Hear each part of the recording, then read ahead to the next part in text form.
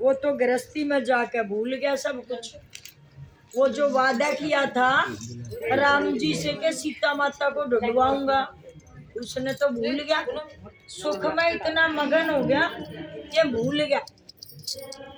अब 1 महीना हो गया, 2 महीने हो गए, 3 महीने हो गए,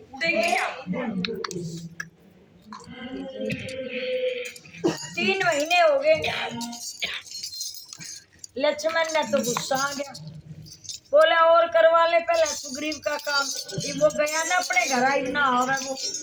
राम जी बोले तसल्ली रखाएगा, आज नहीं तो कल आएगा आएगा।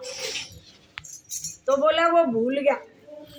लक्ष्मण बोला मैं जाऊं, मैं उसे याद दिवा दूंगा। बोला ना आज और रहने दे के बरा, आ जाए याद।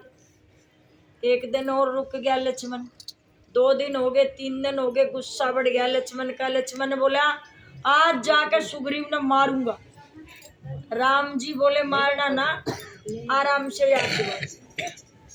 बोला मेरी तेरी मार करड़ी लगेगी, इसलिए याद दिवा दिए। अब लक्ष्मण गए, जाके आवाज लगाई सुग्रीव को, बोला हाँ भाई आ जा रहे। बोला के आ जा, तना राम तब वचन देकर तू भूल गया, सीता माता की खोज तो तने शुरू ना करी। बोला भाई गलती होगी। तो यहाँ पे कथा आपको हमको भी शिक्षा दे रही है कि मैं बोल के भूल गए हो। कदे सवामणी बोल ली हो, कदे नारियल बोल रहा हो, कदे चादर बोल ली हो, कदे कितना धागा बांध कर रहे हो, कदे कितना चुंदड़ी बांध आए हो। अब काम पूरा हो जाएगा जब करेंगे कितना पाड़ बांध आए हो। तो भाई काम पूरा होया या ना हुआ, 1 साल से ज्यादा भगवान का बंधन नहीं करना चाहिए। पाड़ बांध कर रहे हो तो उसने भी खोले हो, 1 साल के बाद वो हर बंधन खोल देना चाहिए। काम नहीं हुआ तो दोबारा बांध दो, पर साल को पार मत करो, 2-4 साल नहीं होने चाहिए। तो भगवान कथा में कुछ शिक्षा देते हैं कि आप भी क्या मैं बोल कर भूल रहे हो तो सोने से पहले याद कर लियो शाम ने।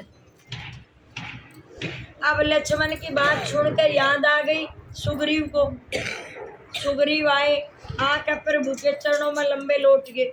बोला हे प्रभु मेरे से गलती होगी।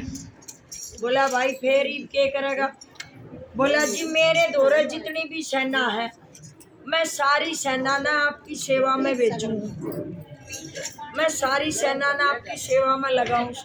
जितना काम आपसे लिया जा ले लो। जितनी किष्किंधा नगरी में सेना थी, भालू बंदर सारे सुग्रीव ने लाकर राम की सेवा में छोड़ दिए।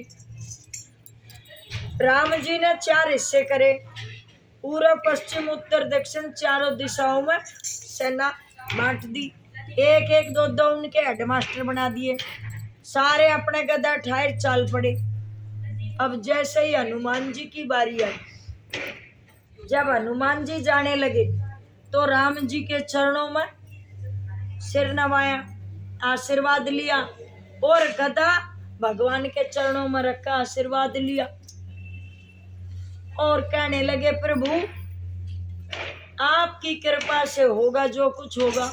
और बोले जय श्री राम, जय श्री राम, जय श्री राम, जय श्री राम बोलकर हनुमान जी चल पड़े। जैसे ही चलने लगे राम जी बोले ओ भाई रुक। बोला हाँ। बोला तू एक काम कर, बोले अंगूठी ले जा। बोला जी इसका क्या करूंगा। राम जी समझ गए यो है सीता का पता लाएगा। बोला अंगूठी ले जा, या अंगूठी मेरी सगाई में मेरे ससुरे जनक जी ने दी थी सीता के बाबू ने, और इस पर राम नाम लिखा हुआ है। और इस गुट्ठी को जब सीता से देगा तो वो जान जाएगी कि तू मन ने भेजा है, ना तो वाकई जानेगी तू कौन है। बोला जी बात तो ठीक है। हनुमान जी अंगूठी लेकर चले गए, चारों दिशाओं में सेना भेज दी। हनुमान जी जैसे ही जाने लगे आगे एक बहुत बड़ा समुंदर था। अब भालू बंदर तो छोटे छोटे थे, वे बोले भाई इसमें तो हम डूब जाएंगे, ये तो बहुत गहरा जल है। बोले हाँ भाई सही बात है। हनुमान जी बोले भाई फिर कैसे जावे। तो वहां पे जामवंत जी थे, उनकी सेना में सबसे बड़े थे उम्र में, बहुत ही समझदार थे। कहने लगे, बोला हनुमान है कहाँ? बोला मैं बताऊंगा रास्ता तेरा। बोला के? बोला जब तू बालक था ना तो तेरे पास बहुत शक्तियां थी, तुझे पवन वेग से उड़ना आता है, लेकिन तू आड़ घड़ी कर था, ऋषि मुनि दुखी हो गए थे तो उनने तेरे तो शराब दे दिया, तू सारी शक्ति भूल जा। लेकिन बोला शंकर सुवन केसरी नंदन तेज प्रताप। तो जो हनुमान चालीसा में लिखा है वो सारा वही लिखा है जो उन्होंने किया। तो बोला केसरी का पुत्र है तू, अंजनी का लाला है।